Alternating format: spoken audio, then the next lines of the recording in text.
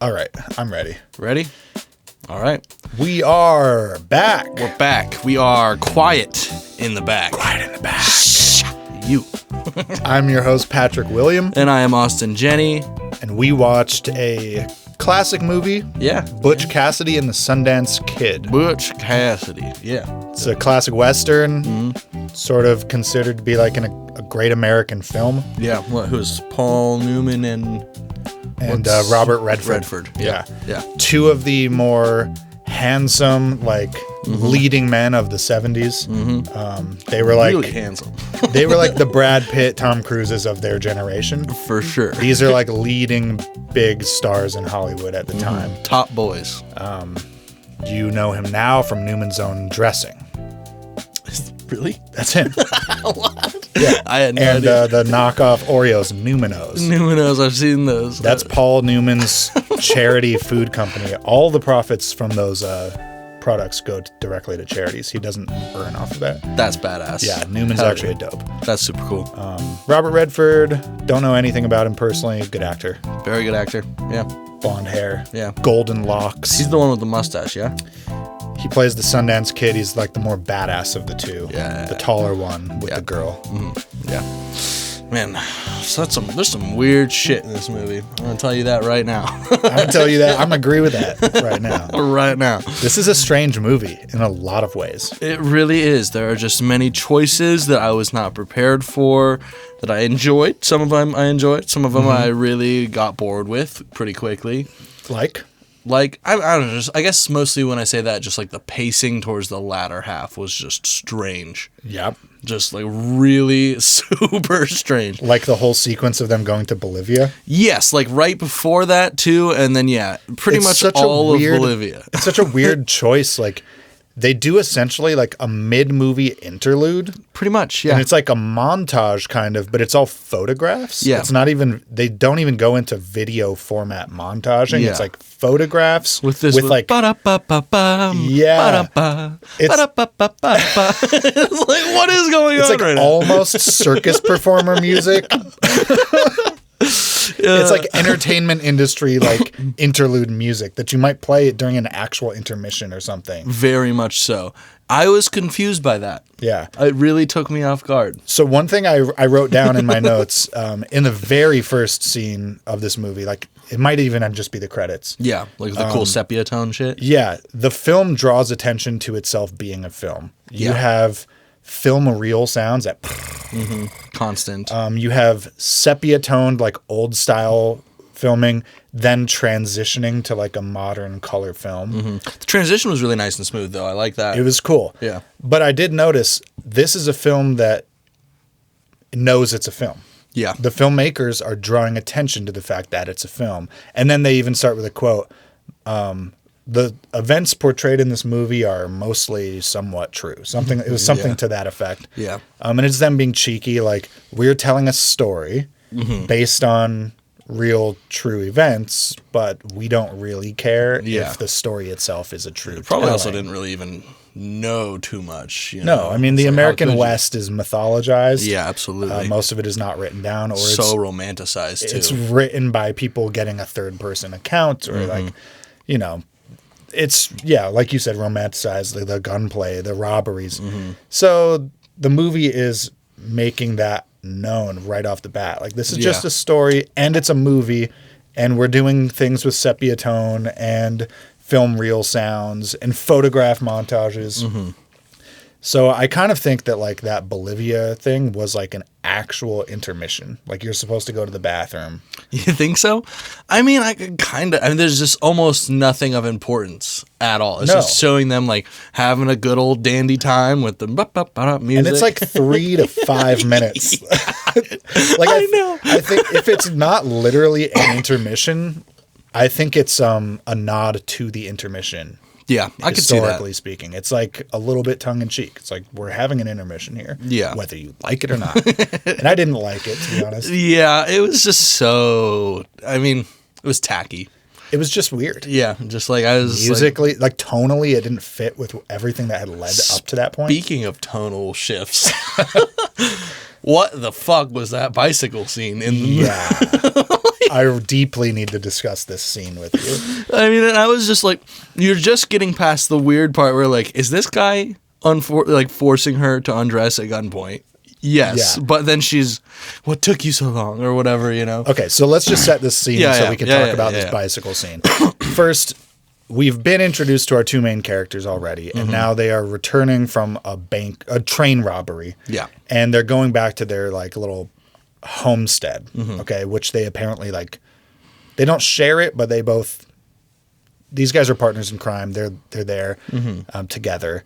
And yeah, Robert Redford's character, the Sundance Kid, this woman comes home to her homestead, like, lights a candle, and then he's sitting in the corner with a gun. With a gun. And it's like a home invasion rape scenario. Yeah, that's exactly, It's very much so what I thought this was. Yeah. Like, the moment I saw it, I was like, oh. Kayla and I were watching it like, what is going on right now?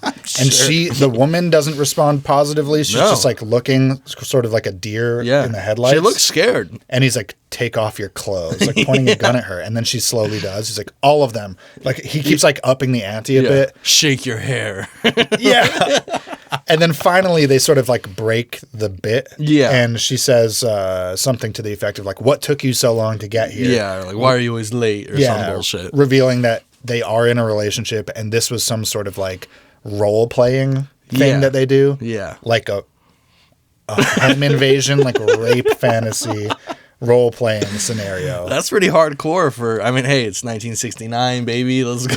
Yeah, it was just, it really doesn't fit with like the modern sensibility of like relationships dynamics. And not at all. Yeah, I didn't know what kind of a character we were about to see. Me either. I was like, oh, this is a bad guy. Yeah. He's like smiling too, like the whole time. I was like, oh no. So the next morning, Paul Newman's character arrives. Yeah, Butch Cassidy. Butch Cassidy. And the dynamic between these two men is that Butch Cassidy is more of the charmer, the talker. He's the brains. Yeah, he's the brains, the charisma. And he has a bit of a lighter heart mentality. He's more telling jokes and stories. Whereas the Sundance Kid is the taller, he's the gunslinger of the two. He's like the brawn, the enforcer,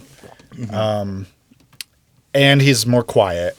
And he's less charismatic. Certainly a bit more reserved. He's so funny though. Yeah, the banter in this movie is pretty funny. It's witty, it's charismatic, it's charming. Which I also want to talk about because I just feel like it doesn't fit the story Not at all. Not at all. But this scene, Paul Newman shows up on a bicycle, and in the previous scene, we should note this because I do think it's significant.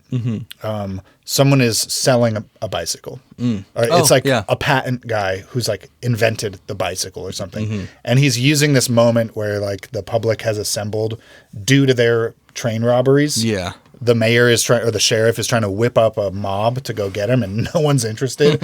And then the bicycle salesman guy just like gets on stage and he's like, "While I've got you here," he starts I trying have to pedal. this bicycle. And he says something that's very telling. He says that the bicycle will replace the horse, and the bicycle is the technology of the future. Ah, yes. And I think that this concept of like the past versus the future. And the past being displaced by the future is the main theme of this movie. 100%. Yeah. That is like that, and like friendship and loyalty is also another major theme for me that I saw. And like mortality was also pretty huge hangover. But number one for sure is the future's coming. The West is dying. You know? It is gone. This movie is just Red Dead Redemption 2. I gotta finish that game. Brother, it's just the same thing. Like from start to finish. Red Dead Redemption 2, for clarity's sake, is just this movie. It is just this movie. It's like a direct ripoff. It's crazy. So Butch Cassidy shows up the next morning on a bicycle. And he's like, look what I've got. And he's doing like tricks. He's like trick riding. And the woman comes out. Sundance Kid is still asleep in bed. The woman comes out and begins a very flirtatious rapport with Butch Cassidy. Yeah. He's showing off on his bike, doing like Superman tricks. All sorts of just fun little. He's popping wheelies. Yeah, just little cute stuff, you know. And he gets her to like sit on the handlebars and take a ride with him. Yeah. And this is weird because she is with the other guy. Yep. Romantically, sexually. And then he comes up and like gets her before the other guy wakes up. Yeah. And takes her on what is clearly a romantic date. Yes. And while this is happening, The song. I don't even know how to begin to explain the song. So it's the raindrops are falling on my head. Yeah.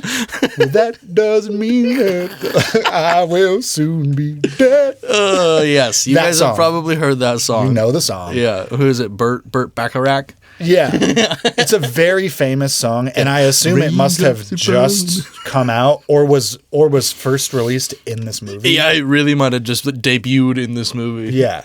So this was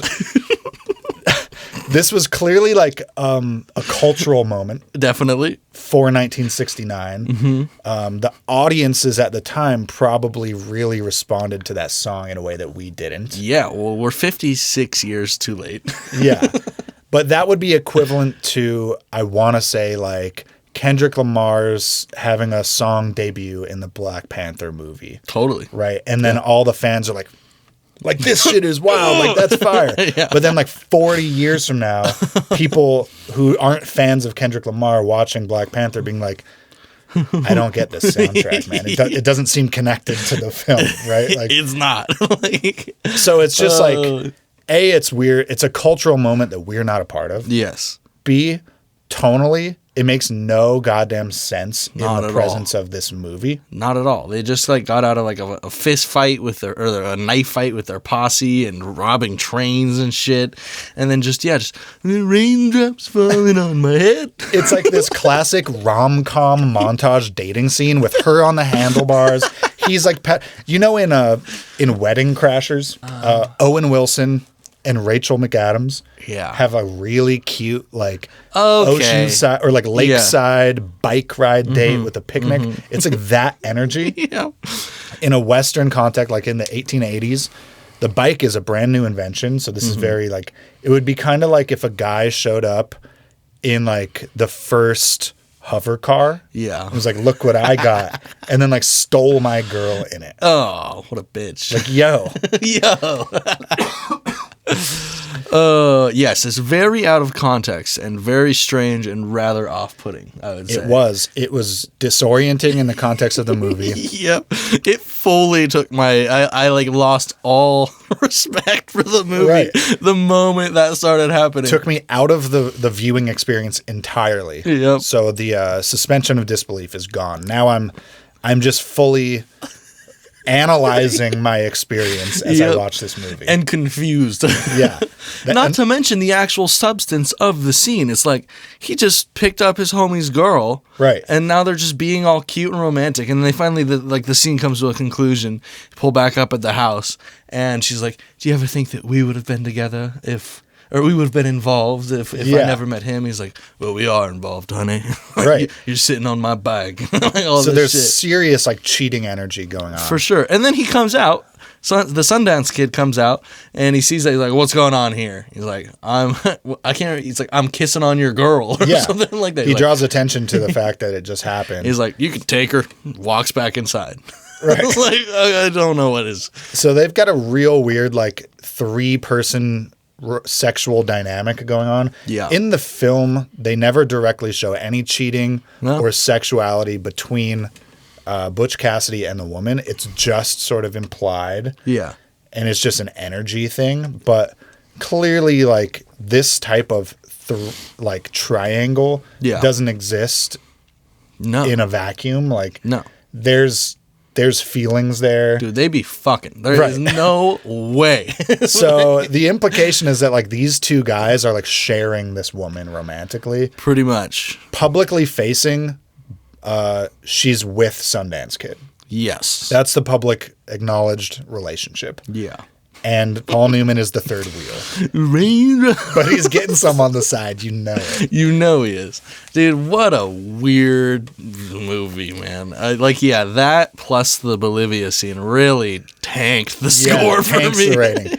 So this scene has to be symbolic. In addition to being weird and wrong for the film, though, I feel like from a writing perspective, the romance of the bicycle, right? This is a Western man in his 40s who is a bank robber who is now just having a great time riding a bicycle. Yeah. And that shows some sort of optimism and hope, yearning for the future, for a change, right? That's like what the bicycle represents, I think. Yeah. And it's interesting too that it's, I mean, obviously for story-wise it makes sense and stuff, but that it's Butch and not the Sundance Kid. I feel like out of those two, he is far more accepting of the future, and then Butch is far more stuck in his ways.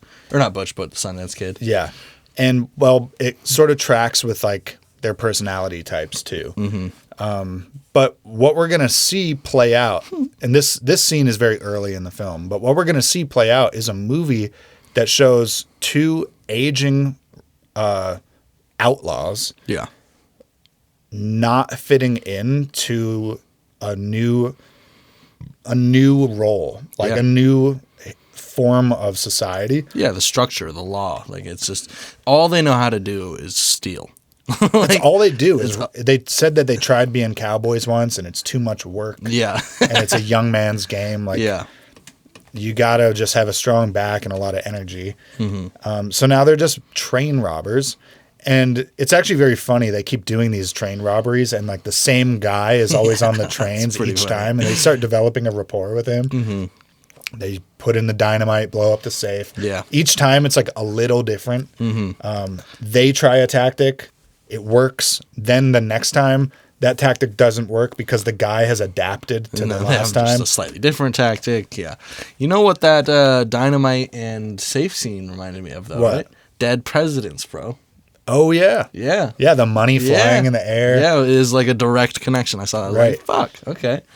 Got money to burn. That's right.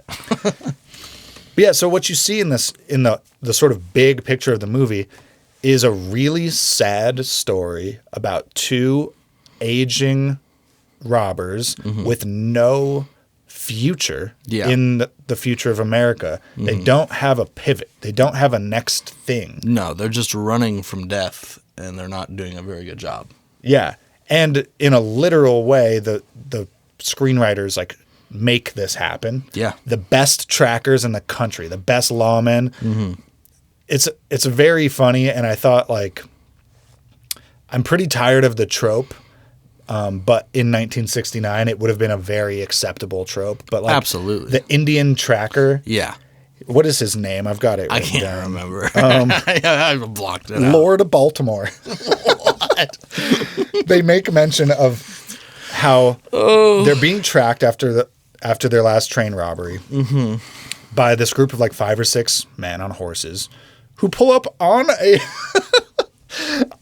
train car. Yep. Separate from the train. In their horse, It's just a train car full of men already on horses, and the door opens up and they jump out on horses and start tracking them. Pretty badass, dude. But they make mention of like no one has this ability to track. They're pulling out all the stops. Yep. They're covering their tracks. They're hitting into water. They're going up rock. They're like, you can't leave footprints on rock. The guys have no problem. They just are relentless. Yeah. Keep tracking them. And they're like, only the legendary Indian tracker, Lord Baltimore, known to be able to track any man, could do this.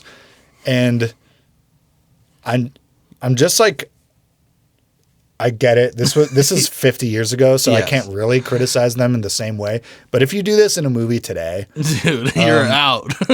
I'm just tired of like making Native Americans into like magical beings. Like I understand that there's a fully like a different cultural set of like skill sets, beliefs, relationship to land, hunting practices, of course, and that's beautiful. And acknowledging those differences is like what you should do. But this old style, the Western movie of like mythologizing the Native American into some sort of like supernatural being. I totally, you know what I mean? That. I was like, the posse who's hunting them is a supernatural force. At that point. It's not that they're not human. They are totally like in the eyes of the movie and our main characters, they are an invincible force that is just coming for them. Yeah. But yeah, they do play this sort of like, I want to say metaphorical or symbolic function in the story. They represent the future and the changes in American society that are relentlessly coming after these guys. Yeah. In a literal sense, they're just there for the bank robberies or the train robberies. But yeah, in the big picture, if you're analyzing this movie, they're kind of like the opposite of the bicycle. The bicycle is like the optimistic view of the future, represents the fun of like technological change, the possibility, the whimsy. Whereas these guys represent the like relentless, crushing chase of not having a plan and being caught in kind of like a thresher of change. Just like the conquering of, of the West, really. Yeah. Of cowboy culture and all of that, or outlaw culture, really. Yeah, I mean, there's nothing that they can do to escape that. And it's clear when they try to go to fucking Bolivia to escape it. Yeah. And then just do the exact same thing. Right, like, the moment that they get to Bolivia, they're like, all right, who do we rob?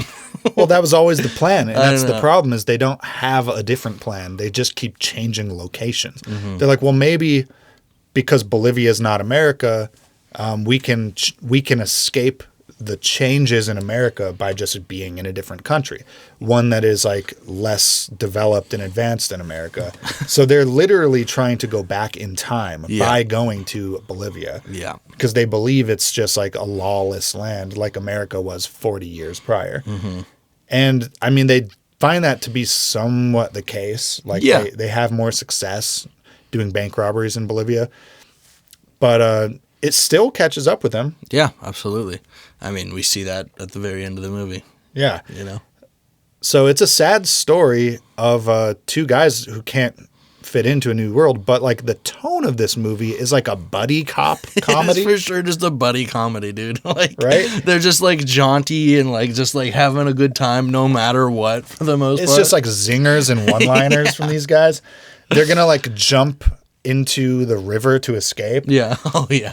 And he's like, we can't do this. And he's like, why not? It's like, I don't know how to swim. And it like zooms into the other guy. He's like, just starts laughing. And then they jump anyways and just like go through rapids. It's like a Seth MacFarlane movie or something. I know. Yeah. Like it's like 1,000 Ways to Die in the West or whatever. It's very campy and jokey. It's very comedic. Or yeah, like when they're about to shoot the Bolivian people who took their money, and he's like, I've never shot anyone before.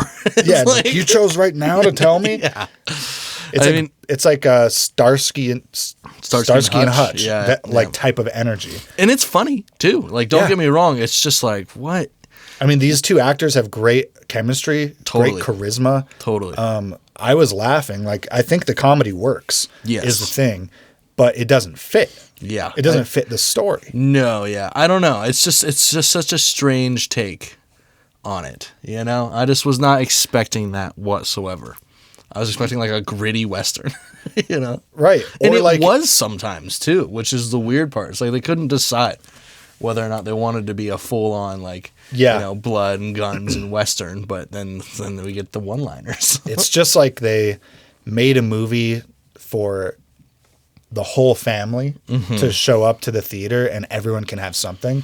But they never like committed to a strong identity for the film. That makes sense too, because this was theater viewing. Like there was you're not getting a DVD and taking this home, You go with your entire family to the theater. It's like the thing you do for the week, Yeah. There's a lot of tension in this movie. These guys are extremely stressed out.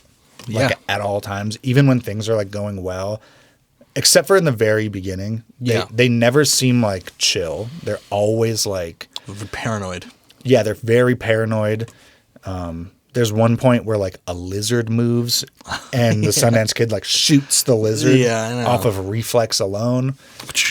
That's so silly. They're just like high strung. because they're on the run. Mm-hmm. They've got no job prospects, and they think that like the top 1 through 5 trackers in the West are all on them. Yeah. It's just so stupid. Like, why? There's no way that just these guys are a big enough deal. Top 5 trackers. The story reason they give is that they keep robbing this train, and it's the same train every time. Yeah. I forget the name, but it's like the guy who's like chaperoning the train, who they have that rapport with, keeps mentioning him by name. He's like, I work for John H. McElhenney, or whatever his name was. And he says it every time. He's like, John H. McElhenney. And this guy allegedly gets so tired of having his trains ripped off, he invests a ton of money in getting Butch Cassidy and the Sundance Kid tracked and arrested. Mm-hmm. And they even remark at the time that it would cost more than they're getting from the train robberies to do this. Yeah. And it must be a matter of principle. Yeah. Which, I mean, makes sense. You know, if somebody was robbing every one of my trains, I'd kill that guy. Right. It is a matter of principle. That's like one of the things that like the criminal mind doesn't understand, I think.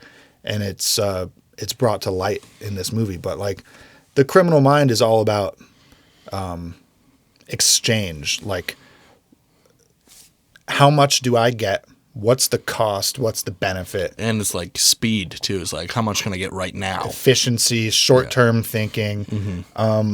Like the logic of it is kind of like, it's like a mafia tactic. It's like, but like the long-term business mind is going to be more principled. Yeah, for sure. And understands that you can't do business over the course of like the next 50 to 100 years in the West if the West is like a crazy, anything goes loose set of territories. Yeah. With like roving with gangs. Yeah. I mean, you can't lose 15% of your product, let alone literally every train. Every train. Yeah.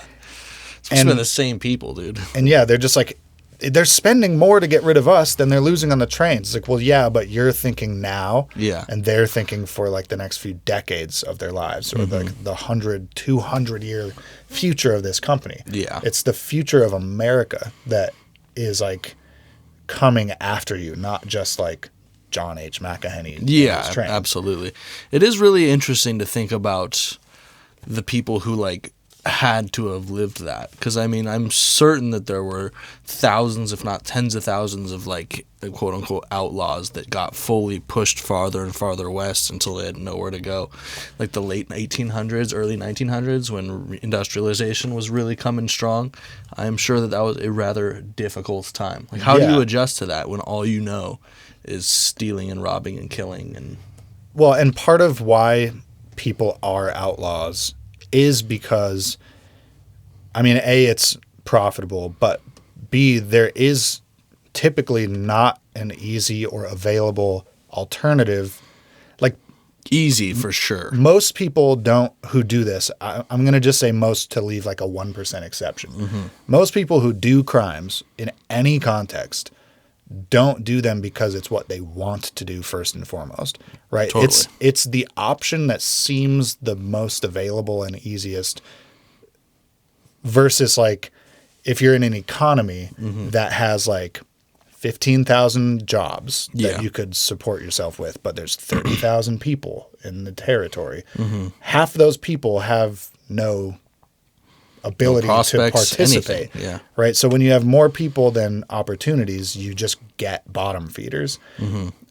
So that's just what we're seeing is like a bunch of bottom feeders and like parasitical people clinging on to the success of mining towns and railroad companies. Yeah.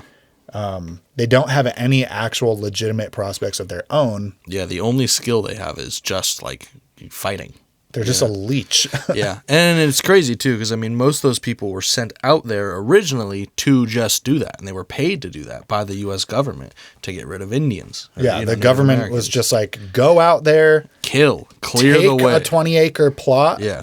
Section it off. And then we'll send some some officials afterwards and we'll ratify all this shit. Yeah. That whole phase of, what was it? Manifest Destiny. Extremely terrible policy. Yeah. Genocidal, racist, colonialistic. Yeah, who was that? Jackson? Was it Andrew Jackson? Fucking. I'm going to say yes. I don't have the history chops to say yes. I think it was. But I know Andrew Jackson was the one who did the March of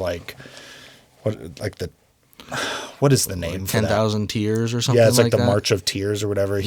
He booted out like tons of Native Americans out of their ancestral lands. Yeah, and claiming like it for white peoples. Yeah, and like Oklahoma and Kansas and all that. All the entire American, like South and Eastern, even Northeastern, they pushed them all west. The Trail of Tears. That's what it was called. Yeah.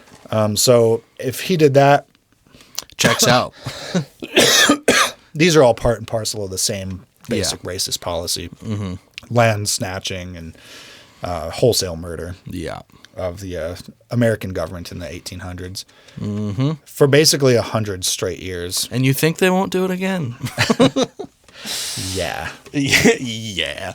But no, yeah, I mean, the policy and everything behind that is just so truly evil. And it created so many, like, bad downstream effects, like the outlaw problem that became such a huge problem. I mean, how many billions of dollars were lost in productivity and then just, human life worth, all because of that, which started with a genocide. It's right. So the whole crazy. situation is so bad. It really is. All because Europeans just landed here and had I'll take this. Yeah, just had the guns. Yep. Well, and mostly had a bunch of diseases. Yeah. And just through no planning or strategic skill or anything, just I forget the figures, but it was gotta be 90% or 85% of natives that they encountered just died within the next 15, 20 years. Absolutely. From smallpox and many other diseases, which they were not inoculated against because they were a continent away, or an ocean away. Yeah. So the Europeans just landed here, killed everyone basically, and we're just okay, let's play. Yeah. So, 150 years later, you have these fucking two cowboys running around robbing trains. Yeah. No prospects. What else? What else are they gonna do? Symbolic of the whole situation. Yeah, it really is. There were some funny light moments though. Yeah. Because this movie is fundamentally a comedy somehow, despite being a tragedy. Yeah, right. It's 5 fucking things at once. They get to Bolivia, and they get off the train, and there's just nothing around them. Nope. There's a decaying wall, and then 18 chickens running around. Some lambs and shit. A woman with a basket just walking. And Sundance Kid is is this the civilization that we've traded up for? And Butch is your money goes a lot further in Bolivia. I looked it up. And he's that's great, but I can't imagine there's anything I want to buy here. That's just so ridiculous and shitty, dude. I thought it was so ironic, I guess, that I'm watching a movie where American white men are going to a Latin American, South American country in search of prosperity and jobs. And then they're getting there and they're just robbing banks, killing people. It is just, it's classic oppressor just mentality from the get-go. But it's such a polar opposite to the narrative that we are being told today, where America's the prosperous place, and then people are coming across our borders from Bolivia, looking for jobs, etc. And then you have Trump on the TV saying they're not sending their best. No, they're not. They're not sending their brightest. In fact, they're all rapists and killers. And I was watching this movie, watching them rob banks, and I looked over at Kayla and I was not sending our best. The irony just really hit me that we were watching the 1800s version of this play out. Yeah. And it was about fleeing America, at least the American West. It's just so stupid, too. It's just like, why do you think that they're still so disenfranchised? Like, who could have done that? Who could have toppled their government? Who could have done that? Extracted all their resources while dividing their population through various psyops. Oh, not us, dude. Couldn't be the Americans. Couldn't be us. No, we're pure. We're the imperial core. We're perfect. It was very funny watching them practice Spanish. Oh, God. Only so that they could be better at doing robberies. It's crazy, dude. Levantate los manos. He's like, we already said raise your hands. Their hands are already, it's like everyone's hands are up and he's telling them, he's like reading from his notes. He's like, raise your hands. Leave the dinero here. Yeah, watching them bumble through their Spanish dictionary was very funny. Yes, it was. The only time that these guys participate in any level of self-improvement or like learning something new So negative. is so that they can do crimes. They're not learning Spanish so that they can like write a poem or communicate with the locals or Nope. There's nothing noble about it. They just need to be more efficient at stealing from them. Oh, God, dude. The song, though, that plays during the montage of their bank robberies in Bolivia, I need to sample that shit. 100%. That is a fire sample, and I need to make hip-hop beats out of it. I heard at least 3 different beats in that song. It was like a 6 or 7 minute sequence. Yeah, I know. And it's a good song. It's like you hear that after all of what you've just seen, and it's just them like playing poker and like smiling and going to dinner. Yeah, So it's so tonally upbeat and like fun. It's like the montage you might get from like a vacation movie. Yeah, no shit. And they're like, yeah, they're having great dinners and traveling the roads. Oh, and robbing banks and running from policemen, shooting villagers. Like, but it's like this bossa nova, like lounge music. Yeah, that's really it's what like, it is. It's like Herb Alpert and the Tijuana Brass. Yes, dude. Doing like sexy Americanized like lounge bossa nova. It's crazy. The tonal mismatch of what you're seeing and what you're hearing. That's all from the great mind of Burt Bacharach, dude. Burt Bacharach. Burt Bacharach. Why do I know his name? Is that from... I feel like it's got to be from Austin Powers. It is, isn't it? Right? Doesn't he do just... No, it's not The Two of Us. No. But I feel like he mentions from the beautiful mind of Burt Bacharach. I just have it. For some reason, it's in Dr. Evil's voice. It's like Burt Bacharach. I have it. I don't know. I don't know either, but in my head, that's what it's settling as. And I know there's a moment where Austin says, it's in the movie that we watched. Who is it? It's a guitar player, white guy.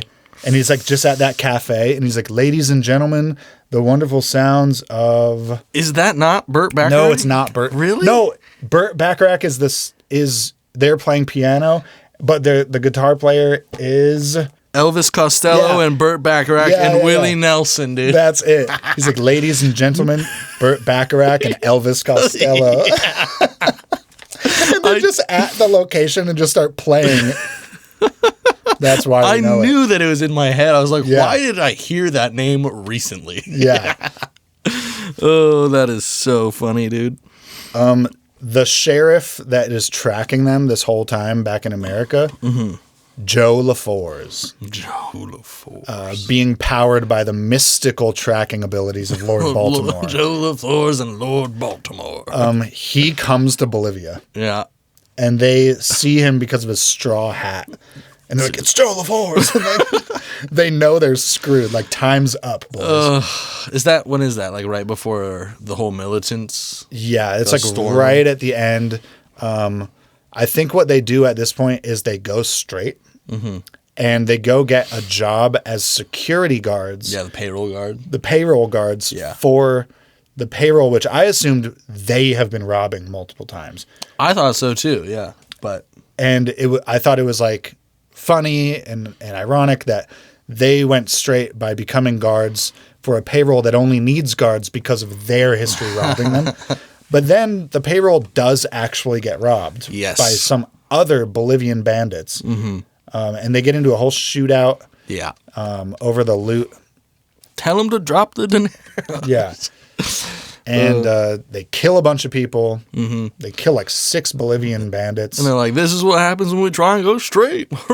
Yeah, exactly. It's like, what's the moral here? Yeah, I don't know. They go straight and end up killing more people than they've ever killed while robbing banks. And I don't understand if that's just for the humor or if that's supposed to be a moral. I have no idea, dude.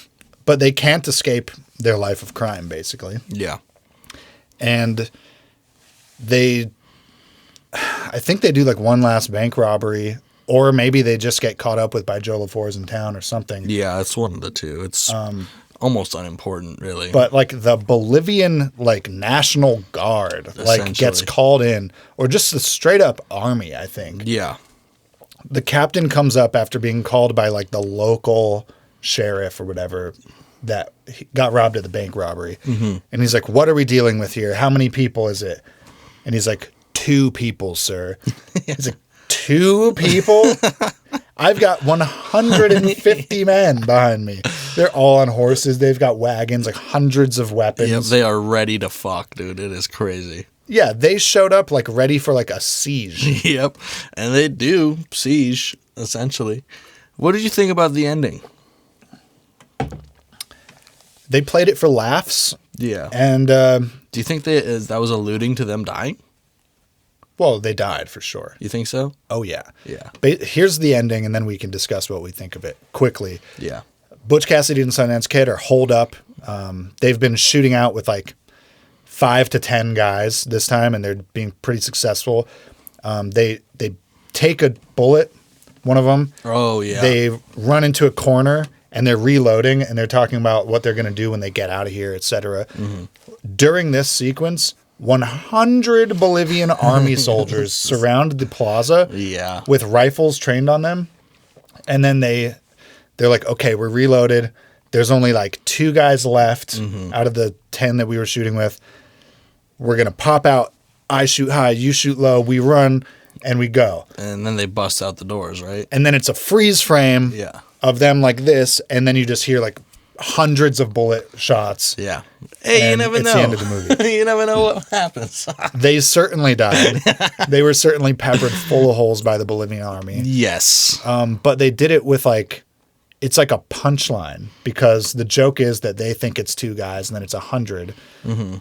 Well, also I think it's touching like the fact that I kind of think that they think that they're invincible as well, to an extent.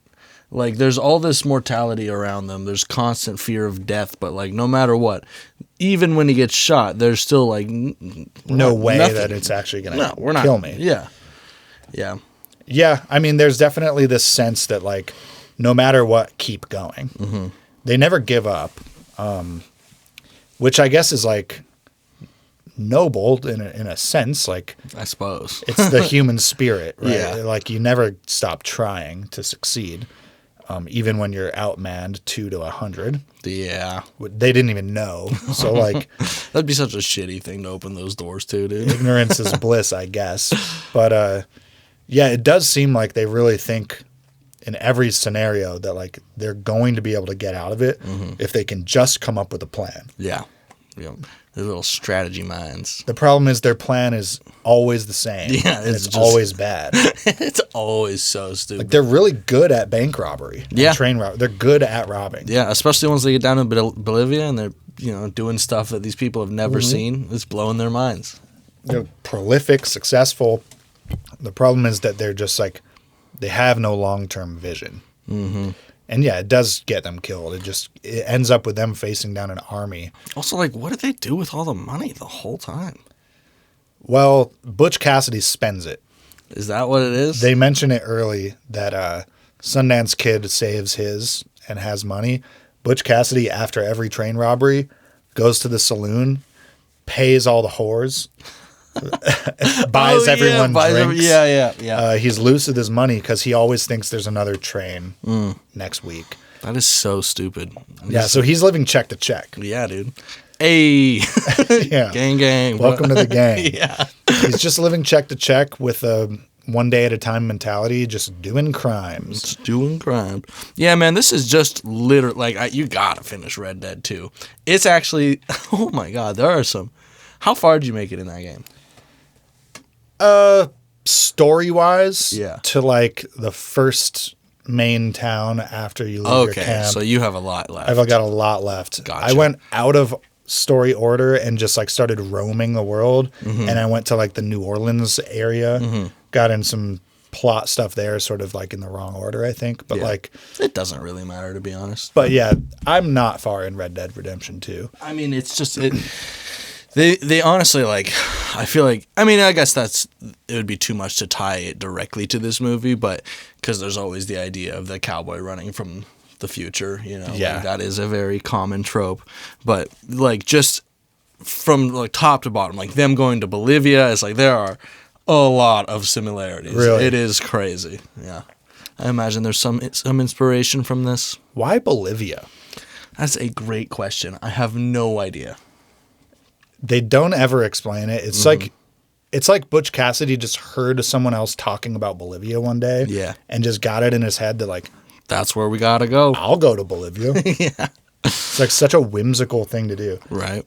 They get there by going to New York and then taking some sort of like Atlantic like ship. Mm-hmm. They go by boat.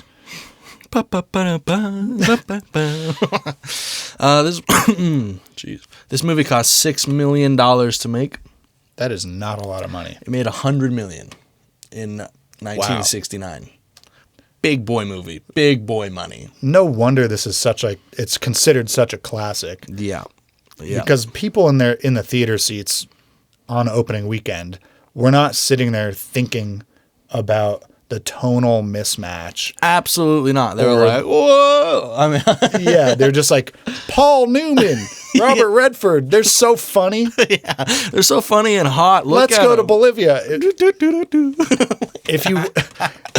If you are like just wanting to watch a movie with a sort of like turn your brain off viewing experience, this is just like a fun action adventure Western movie. Yeah, I agree. Yeah, I mean, it's a good time. Well. It doesn't require a heavy analysis, I would say. I think really probably a heavy analysis only detracts from the movie. It does. Quite a lot. And that's exactly what we've done here. Yeah. And what I've realized the more I think about this movie is that it doesn't make sense. And I don't think it needed to either. Well, clearly it didn't need to be financially successful. But yeah. I think in terms of telling a coherent story and matching your story to your medium and like matching your aesthetic choices to your story. Yeah. Like very out of kilter. It has failed. Yes. Like the music, the buddy comedy tone. Drops falling on my window. I fucking do that song. Oh, it's taxing. It doesn't fit what you're experiencing. I mean, it fits what these guys are experiencing. It fits the one bicycle scene, but right, but then the scene doesn't fit the movie. Exactly. Right? It's like none of these pieces are adding up to like a puzzle that I can understand. The wonderful music of Burt Bacharach. That's so crazy, dude. Oh, the director, George Roy Will, I think his name was. George Roy Hill, directed The Sting 4 years later. Have you ever seen that? No. It's a 73 movie. Is that the one with like the classic car jump? I think so. Yeah, it's like... It's in a muscle car, and I think they're in like San Francisco or something. Yeah, and it's these two guys again. Yeah. Yeah. And that one won like... all the awards, won like 7 or 8 Oscars or whatever, Academy Awards. To their credit, I will say they are the best part of this movie, and they are not a part of why this movie had any problems. No, not at all. I mean, the acting was pretty fantastic. The two lead actors were awesome. Yeah, great chemistry, dude. They played their roles exactly, I'm sure, how the director wanted them to. Yeah. What's her name? Etta in it, I think. The woman was amazing, too. Yeah. She was great. All the acting was great. Yeah. I mean, even the directing itself, like the director of photography, all of like the camera choices, it was a great movie. Yeah, visually, in terms of craft. Yeah, I would say that it's got writing and editing problems. Yes, and just like it sort of just overall like vision problems. Mm-hmm. You know, strange, but yeah, the actors were awesome. Yeah, absolutely. Yeah, I don't want to detract from that because I mean, yeah, it was great. They were very charming. You know, very, very talented, very charming. But my God, some fucking somebody. This was before the Coke days. This was a weird movie. I don't know what people were doing. No, there's a scene that was very fun that we should briefly talk about. The gang, when early in the movie. Oh yeah. When they return to their gang. Well, I guess it's Butch Cassidy's gang. Mm-hmm. And Sundance Kid is just with them now because they've been gone for a while and they met and became friends or whatever. They actually reveal their first names to each other, like in this movie. Oh. So we're seeing two guys that like recently met as criminals. Yeah, and are like becoming this friends. Bond. Yeah. But they return to Butch Cassidy's gang and they find that one of the gang members has like stepped into his position as the leader. Logan.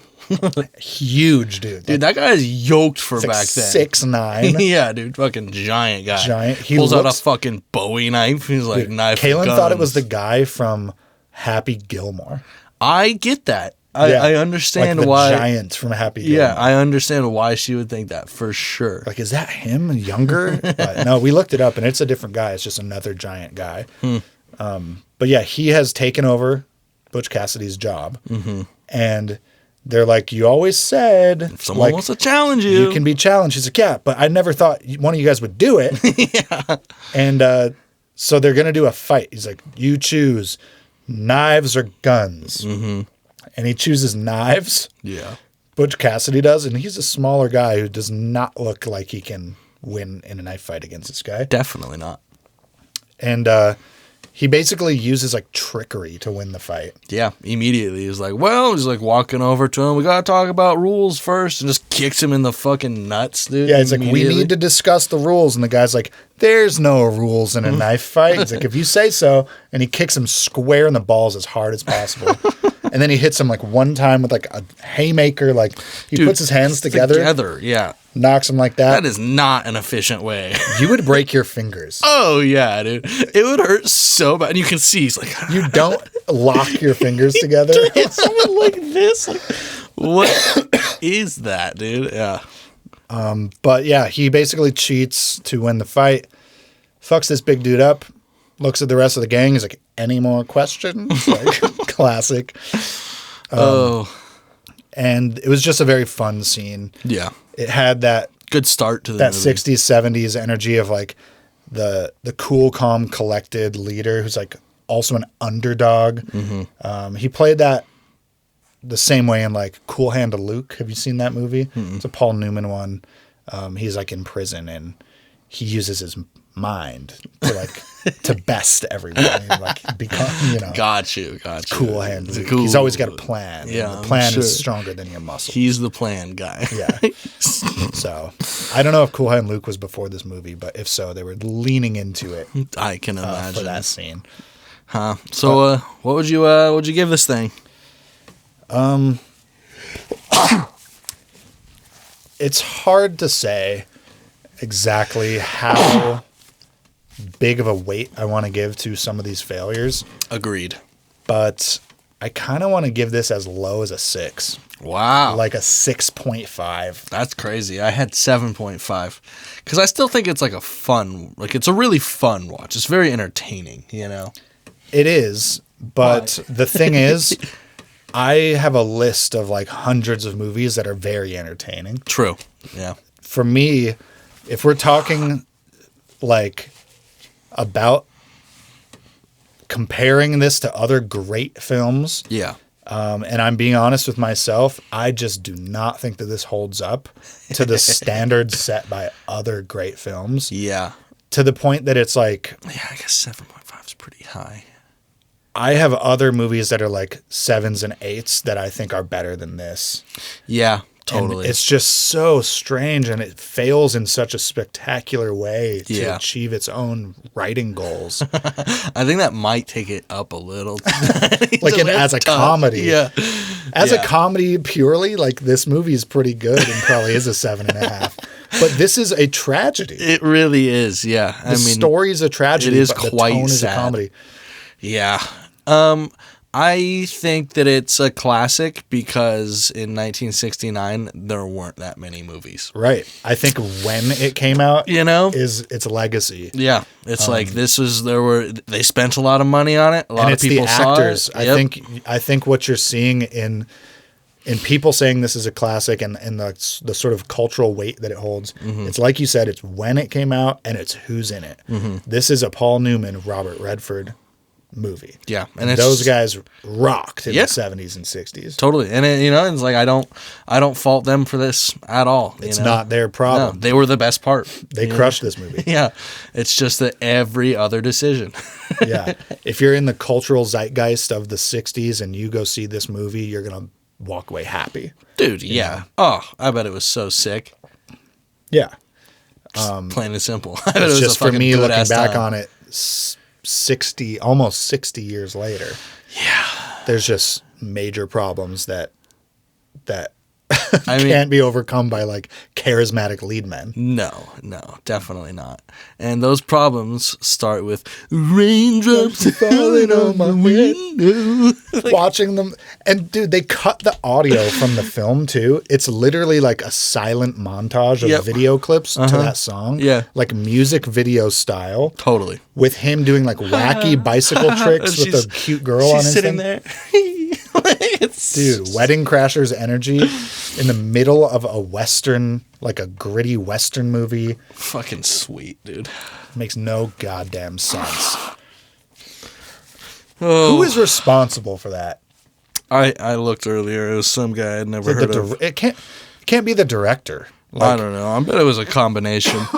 Because stuff like that happens in post, too. Yeah. I mean, that's like almost all post decisions. Yeah. Most of the problems I have with this movie are post decisions. Yeah, it's like the editing, the choice of when and how to do montages, the music. Don't put a weird bossa nova song as your interlude. I mean, it slapped, though. Don't get me wrong. I was jiving. I was like, this is fun and strange, but don't do that. Yeah, I just don't know what to think about this movie. It let me down. Don't get me wrong. Like you said, I had a fun time watching it. I'll probably at some point watch it again. Yeah, I'll watch it again in like 10 or 15 years. But man, it's not the classic that people hold it up to be. It just isn't. What's our other pretty old one that we're going to watch? Lawrence? We've got a few from the 60s, 70s. Lawrence of Arabia is coming. Is the other old classic. Yes. Also, we have a Japanese one called Ran from 1975, I think. Nice. Which the Japanese samurai movies and the Italian Western movies shared a lot of style and influence and story stuff. The Westerns were all basically based on the samurai styles of the 60s and stuff. So it's basically a Japanese Western movie. Yeah. I'm really excited to see the difference in because those are, pretty similar time periods, I think it's going to be a really interesting comparison. Yeah. Lawrence of Arabia, I've never seen it. Everyone says that it's like a cinematography masterpiece. Nice. It's also like there's like a lot of extras, right, in that one? People? Yeah. Like maybe, I don't know. Like I remember I thought I read or saw something about one of the scenes that they had was like for the time the most amount of extras of actors that they've ever had in any movie. There's like hundreds hundreds of people all riding horseback or something. Because they're filming scenes of an insurgency. Yeah, that checks out. It's a people's rebellion. You've got to have like hundreds and hundreds of people. Yeah. It's going to be also interesting to watch. It was all practical effects. Yeah. This was an era before CGI. So, like, they're blowing up trains. They're riding horses and jumping and stuff. And it's, like, all happening on screen. Dude, I just want to shit on modern-day CGI for just a second. Yeah, go. Dude, what the fuck is happening? Why is it worse? Why is it worse? I feel like it's only getting worse. Because the profit margins are lower. So they're spending... Think about it just from a business standpoint. Yeah. Okay. It's getting worse because it's more expensive to spend the right amount of time on it to do it well than it is to do it good enough. Yeah. There's a good enough mentality with Hollywood studios these days. I think they might be losing that, dude. You see what fucking Snow White's at? 1.5. Lowest rated on Rotten IMDb. Tomatoes, or yeah, on IMDb ever. Yeah. Did you see the pictures of those dwarves or any of the video of it? Very briefly, I saw like a 30-second clip of one of the musical scenes. Dude, use real people. Yeah. Like if you're doing a live action, use real dwarves. Like that's it. Like I mean, it feels like the coming of the bad part of the future when you see stuff like that with AI, video generation, generating visual assets for a movie out of thin air. Where's the artistry? Where's the craft and the care for this medium? Yeah. It's vanishing before our eyes because it's cheaper to just do it with a computer. Yeah, of course. But then once you get into the cheaper like mindset, okay, well now we're just cutting costs. So let's cut them again. Instead of spending 25 hours on this, just spend 18. The movie still fucking was $250 million. It's like what? I don't know. Dude. It's so crazy. I kind of want to go to theaters and see it though. No, because that supports it. It does. Let's pirate it and watch it. Dude, okay. That's really cool. Yeah, we'll pirate it. Yeah. This is my rule for like R. Kelly songs or anything you don't want to support basically, but you like. Yeah. Pirate it. And it's still there. You don't need to give them money. Yeah. You don't need to give them streams, plays, downloads. No, fuck if that. you want to hear old P. Diddy music that for some reason... I don't know why you... For some reason... Bad Boys for Life, dude. If you like this music, R. Kelly or whatever, like... I mean, I'll put Kanye on that list. A bunch of people in Hollywood I put on that list. Like, that's so funny. Kevin Spacey, his films slap, but he's a piece of shit. So, like, just pirate the movie. Just pirate the movie. You've lost nothing, right? Just be a moral person. Don't give money actively to shitbags. I like that. Yeah. Hell yeah, man. Well, I think that fucking concludes it for me on Butch Cassidy. I've got nothing else to say. No, weird movie. Yeah. Yeah. Okay. Yeah. Well, please, if you've made it this far, we love you. Please go subscribe to our YouTube channel. Drop us a comment. Yes, we're also on Spotify. Give us a little 5-star rating if you would like. Bump us up.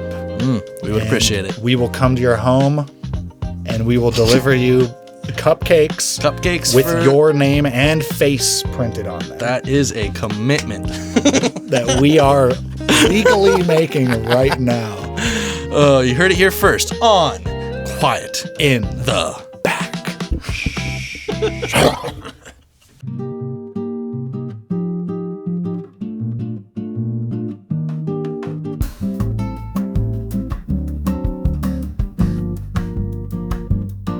Two cowboy outlaws on the run, robbing trains and shooting guns. The times are changing for the best. There's no place for a criminal in this new west. Magical trackers, they're on your ass. Lord Baltimore is really moving fast. The somber music is groovy as hell. Better move to Bolivia, you might as well, because the raindrops keep falling on my head. But that doesn't mean my eyes will soon be turning red. I rob a couple banks, baby, can't you see? Nothing's worrying me.